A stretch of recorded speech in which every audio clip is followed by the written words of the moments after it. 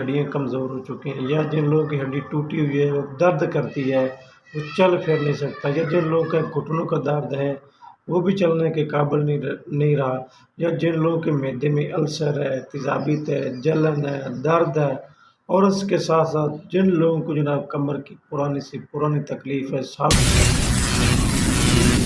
السلام علیکم ورحمۃ اللہ وبرکاتہ۔ لوگ ناظرین، آج جو میرا موضوع جو ٹاپک ہے وہ ہے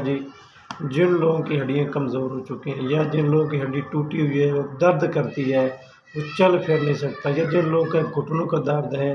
وہ بھی چلنے کے قابل نہیں رہا، یا جن لوگوں کے معدے میں السر ہے، تیزابیت ہے، جلن ہے، درد ہے،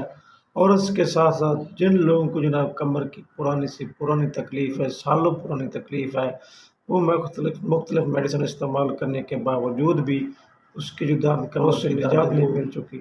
نہیں مل سکی، اور اس کے ساتھ جناب ایسا نسخہ ہم لوگوں کو بتانے جا رہا ہوں جس کے استعمال کرنے سے نہ صرف آپ لوگوں کی جناب ہڈیاں مضبوط ہوگی، بلکہ آپ کی کمر کی جو درد ہے، جتنی بھی پرانی درد ہے وہ بھی دور ہو جائے گی۔ اس کے ساتھ جناب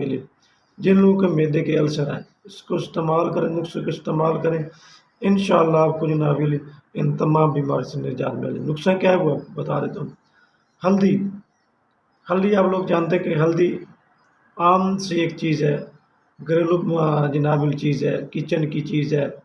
اور اس کے ساتھ عام سٹور سے مل جاتی ہے، کریانہ سٹور سے بھی مل جاتی ہے۔ ہلدی کو استعمال کریں۔ اگر ہم لوگوں کو جوڑوں کو درد ہے یا گھٹنوں کو درد ہے، اگر آپ اس کو آٹے میں استعمال کریں، اس کی روٹی پکا کر جناب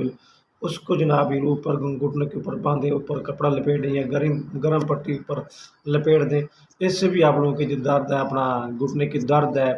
اتنی درد ہے وہ چل پھر نہیں سکتے، چلنے پھرنے کے قابل بن جائے گا۔ یا جن لوگوں کو سالوں پرانی درد ہے، کمر کی تکلیف ہے، چل پھر نہیں سکتا، اس کو استعمال کریں۔ دودھ کے اندر 1 چمچ نیم گرم دودھ ہو، اس کو استعمال کریں۔ انشاءاللہ چند دنوں کے استعمال کرنے سے اگر آپ کے معدے میں پرابلم ہے، معدے میں السر ہے، ہڈیوں کی کمزوری ہے، ٹانگوں کا پرابلم ہے، یا آپ کو کمر کی تکلیف ہے، انشاءاللہ اس کو استعمال کرنے سے آپ کو ان تمام بیماری سے نجات مل جائے گی۔